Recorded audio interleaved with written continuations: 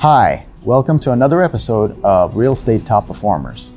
My name is Sam Rooeintan and I'm the Chief Creative Officer at Marstudio. Marstudio is an award-winning and experienced strategic branding and creative marketing firm, and our tagline is Marketing Redefined. Today, I am joined by Peter Ferguson of the Ferguson Group at Compass Real Estate. Today, we're going to basically discuss top 5 marketing strategies for real estate agents in order to have a better brand exposure and also infuse their lead generation with more qualified leads. The first topic that we're going to discuss today is going to be social media. And with social media, you essentially can create your marketing platform for yourself. And I know that Peter has been very active on social media. Can you give us some of the tactics that you use for your company? So obviously there's a lot of different mediums of social media that you can use. For branding, I like to use Instagram. I think it shows a lot of your personality, shows your family, kind of shows the consumer, the buyer, the community, who you are. It also allows you to sort of highlight certain neighborhoods or cities, which I think is really important. If I'm a buyer and I want to kind of see what is exciting about Logan Circle or another neighborhood, I might find somebody on Instagram who lives there so I can see kind of the backdrop of their life. Understood. Also, another one that's big for me is Facebook. There, I like to post kind of industry important information. I also do a lot of my Facebook ads there where I use that to kind of pick up lead generation. Kind of is my first intro to some of the consumers and buyers. Understood. A lot of folks actually don't know that you don't necessarily need to have an Instagram account to run Instagram ads, because Instagram is a Facebook company. It's being controlled by Facebook ad account. So you could literally run ads on both platforms at the same time. Yes.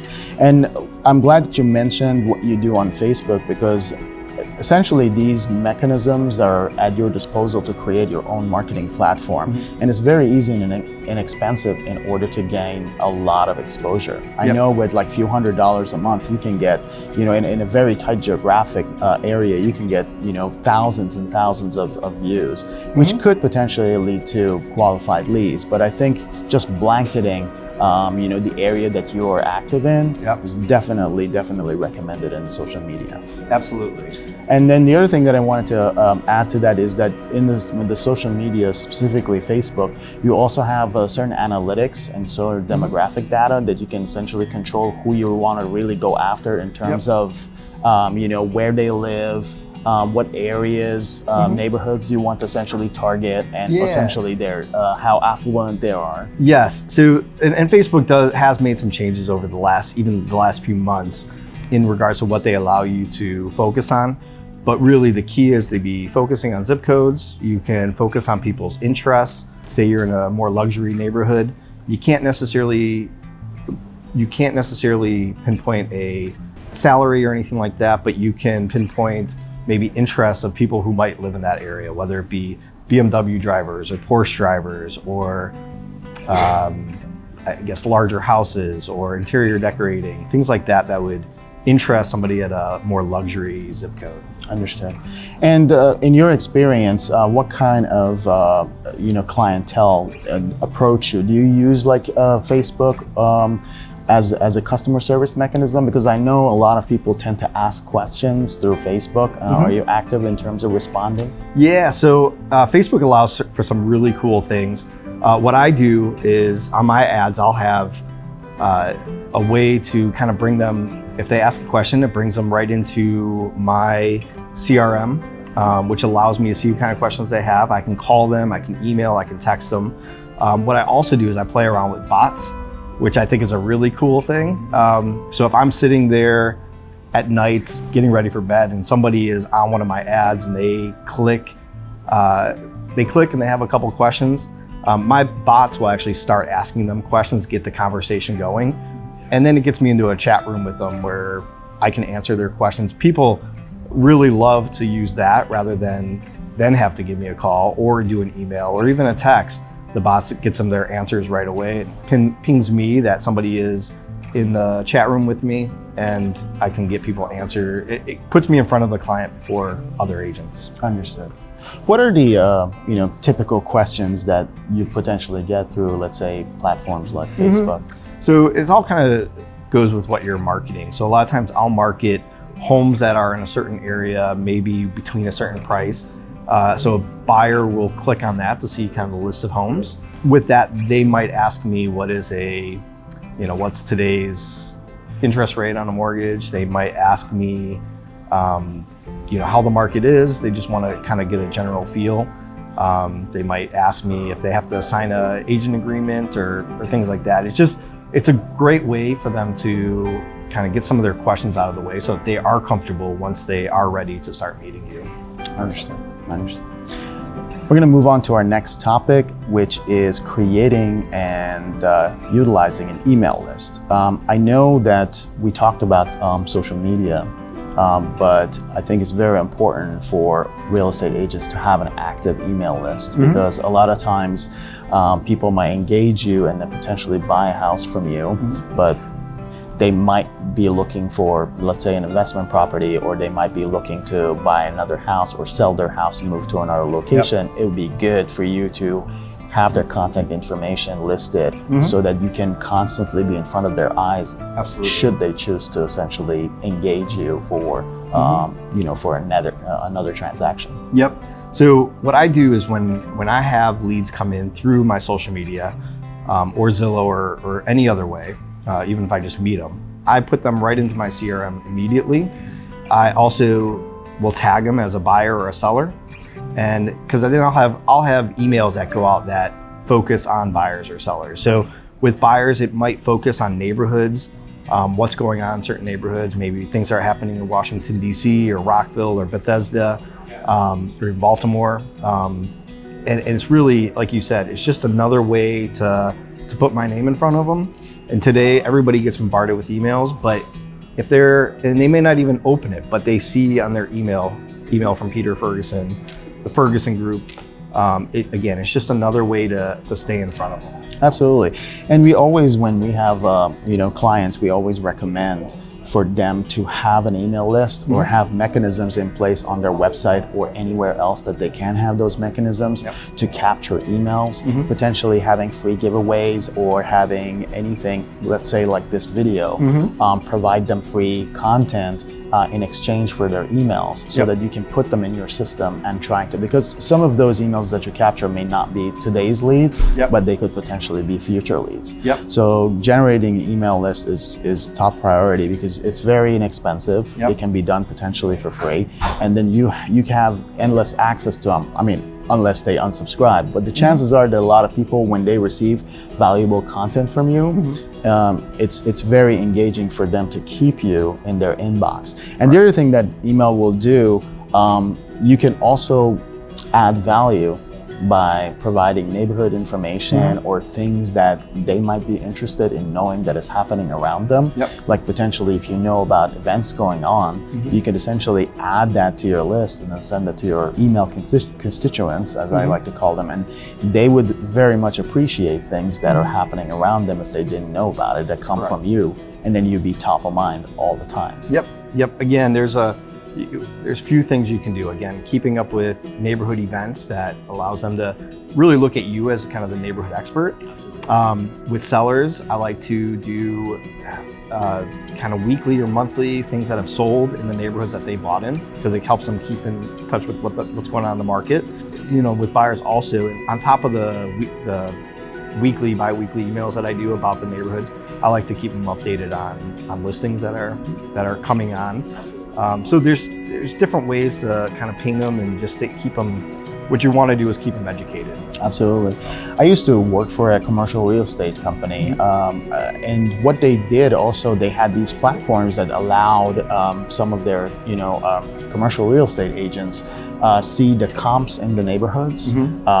This is basically commercial, but I think you have that ability to also give that information to the neighborhoods that you're essentially segmenting in your email, saying, hey, housing prices in your neighborhood are going up, if you're thinking about selling, then that would be a good time. Because a lot of times, like I've been looking for houses, you don't know when it's time to sell, you don't know when it's time to buy. Exactly. And if your agent actually helps you with that, that is valuable information that can be transferred via email. That's why creating an email list is like crucial, because it would allow people to see value in having you, on speed dial. Our next topic is engaging the community. I think one thing that I always try to essentially explain to a lot of our clients and real estate agents is that if you essentially set up shop in a community, if you show up and if you promote the neighborhood and the community, you have a better chance of selling whatever your services are. And I think if you have some sort of not a partnership, but at least an understanding of what is in the neighborhood, what are the best restaurants in the neighborhood, how are they rated, where do people go, where are the playgrounds, and things of that nature, that people that want to come to that neighborhood or people who are considering other neighborhoods that aren't in your area would find it invaluable. So I wanted to know, what do you think about potentially striking that relationship? Yeah, I mean, it's something that I think is super valuable. And you can do it a few different ways, and I've played with the idea in so many ways that I think that it is exciting to me. That obviously there's kind of video, going out and doing videos and photos in different restaurants and showing kind of the neighborhood in that manner. Absolutely. Sometimes you can partner with the restaurants or facilities. Maybe your clients can get a discount. That's always a nice thing. Yes. But what I've kind of played with, and I really like the idea, is doing video in different neighborhoods, kind of sharing the history of the neighborhoods. Because I know if I was a buyer and I was looking in a certain neighborhood, I'd probably go on YouTube to find out anything I could find on this neighborhood. So if I could do a walk and talk about the neighborhood, a little bit of a history, and you can see the architecture behind me. Absolutely. I think that's just a really valuable thing. And if you can see the different restaurants and parks, it's just going to make the buyer feel more and more comfortable. Absolutely. Even before meeting and going to look at properties. Oh, absolutely. I wholeheartedly believe if you essentially lead with the neighborhood and not the house, you have a better chance of landing and creating excitement around the property. Because we work with a few real estate agents, and one of them essentially is in an area near San Francisco, and he has made it a mission to essentially highlight that neighborhood, because it's a very nice neighborhood. It's an historic neighborhood.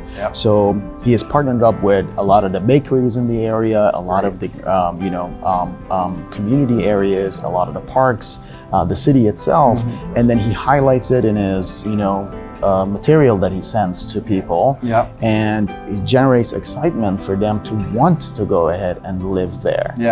And believe me, in the area that we live in, specifically Montgomery County, there's pockets and pockets of great places that you can essentially highlight. And I think engaging the community in that sense definitely will raise the level of your service as a real estate agent, as opposed to just basically saying, oh, you know what, I just represent this house. It's the business is a lot more than just putting a sign outside. Absolutely, absolutely. I mean, those are the requirements, but I think if you go beyond and try to highlight the community and how involved you are, it would be invaluable, because people want to work with people that are personable. People like to work with people that have connections within the community and have roots. And people who are excited. Yes, I mean, absolutely. It should be exciting to buy a house. Yes. And so going to a neighborhood, going to look at houses, experiencing the neighborhood, you want to be with somebody that has some excitement about that. Absolutely. So, And the thing is that because geography is so local for a lot of people that buy a house, because you go and look at that house,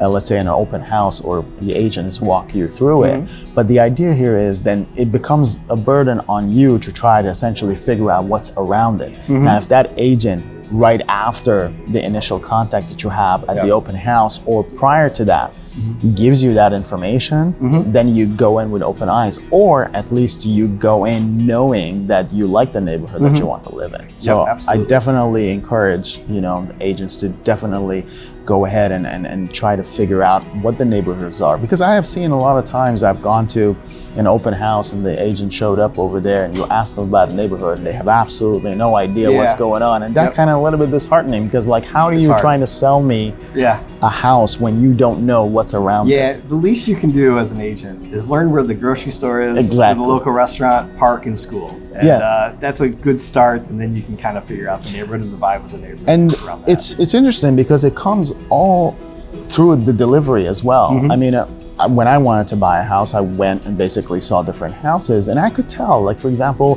when an agent would come and they were knowledgeable about the neighborhood and say, you know what, there's this bakery over here, they have bread to die for, there's the restaurant around the corner, and essentially creating that excitement for you to want to live in that neighborhood. Absolutely. So, moving on to our next topic. Our next topic is asking for visual testimonials. And we have done this for a lot of our clients, is that once you actually sell a house to one of your clients and they're very happy with the house and they like the neighborhood, it is very easy to approach them and saying, hey, would you mind providing me some sort of a visual testimonial? What does that mean? It could potentially be that they would be on a video talking to you. It could be a selfie with the client, or it could be you could essentially make that a production, ask for a photographer to go and take a picture of them and their home, and they can sit in front of the porch and stuff like that, and then have them essentially give you a few lines that you can make into a testimonial. Those could be great mailer pieces, great things to put on the website, great things to essentially email to your prospect saying, hey, I am in the business of helping people achieve a dream of home ownership, and these are some of my happy customers. And we have done this in the past for a lot of our real estate agents, and they get great responses because people see themselves as the other party in that essentially house. I imagine. The review process is super important. And I mean, people look at your reviews. You try to post them wherever you can, whether you have a ton of reviews on Zillow, Google, on your website, you want reviews. And there's something about karma. I believe in karma that I don't know why it is, but if I get a review, I tend to have about 2 or 3 leads follow up with that. I can't say that's going to happen to everybody, but I feel that's what happens. Good things happen when you get a review. I love the idea of a video testimonial. It'd be something I'm definitely going to try, because I could imagine that people really appreciate that. I mean, just again, people, when they're considering buying a house and considering working with you, they see themselves through the neighborhood, they see themselves through the people that you're selling to.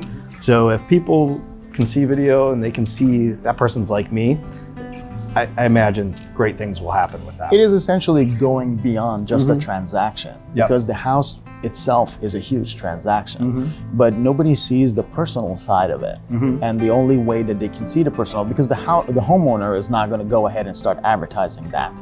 But if you encourage them, if the process that they went through was smooth and they liked where they are, they like their neighborhood, you don't necessarily need to essentially have them be, they can essentially be in the neighborhood and say, and you could have a walk with them saying, hey, I'm walking today with one of my clients that is, super happy where they are, and we wanted to kind of give you a tour of the neighborhood. And I think creating that content would instill so much confidence in your future prospects, because these days we're so busy, we invest so much time in doing things that are automated and we don't want to really be involved with it. But just creating 2, 3, 4 of these videos or visual testimonials is going to essentially becomes your advantage. And the next guy. It becomes easily, like, people would see that and was like, hey, you know what? I would like to have that type of a relationship. It kind of like, I don't know if you saw the movie Jerry Maguire.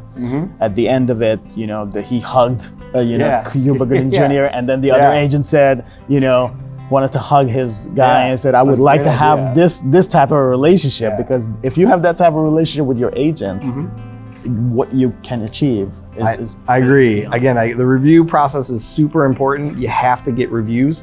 You're right, it's above and beyond to get the video testimonial. I think it's a really good idea. So our next topic is print.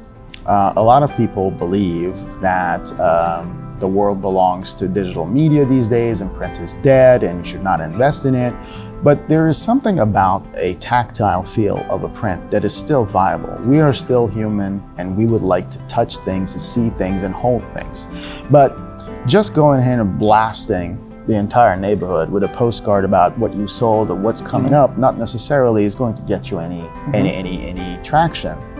But what a postcard can do is that if you, essentially going back to what we said about the visual testimonial, if you create an experience and a feel for a potential buyer or potential seller, then there is an opportunity for them to essentially buy into the experience and try to contact you because every other person is trying to sell them a house or tell them what they have sold and how good they are. If you're essentially talking about yourself all the time, people will tune you out. But if you feature other people and then they can see themselves in the experience with the postcard, then the postcard becomes a very powerful medium. Yeah, no, it sure does. The postcard, there's still room for it. And I would, it's all about consistency. Like most any marketing and advertising, it's all about consistency. So if you are going the way of print marketing and sending postcards, need to be consistent. Whether you're doing it twice a month, 4 times a month, once a month, need to be consistent. The other thing, as you kind of said, explain the experience. Absolutely. You know, it's not just this house is for sale. It's not just I'm your neighborhood expert. You know, maybe have a postcard about an experience that you had, about how you sold a house that was having a hard time selling, and you stepped in and you did this, this, and this, and it sold. You know, maybe a postcard that talks about what has sold in the neighborhood, because people sometimes don't look for that online. So they have a postcard there and they see, oh, this house sold for this. Those are good things. You know, maybe some tips on how to, even if you're not selling your house, tips on like how to maintain your house is really, really convenient and easy to do, and people like that. So there's definitely room for print marketing still, and a lot of really good agents do it. But the key is consistency. So if it's a big cost to you, and it's not that expensive, but doing a full neighborhood, as you said, could be overkill for you and could overextend yourself. You can pick a street, you can pick a block, you can pick a section of town to do it in affordably. And you know, again, I think doing it consistently can go a long way. Sure. Absolutely, and as you said, message becomes key because there's different ways of trying to, you know, pull at people's heartstrings in order to generate some sort of a reaction.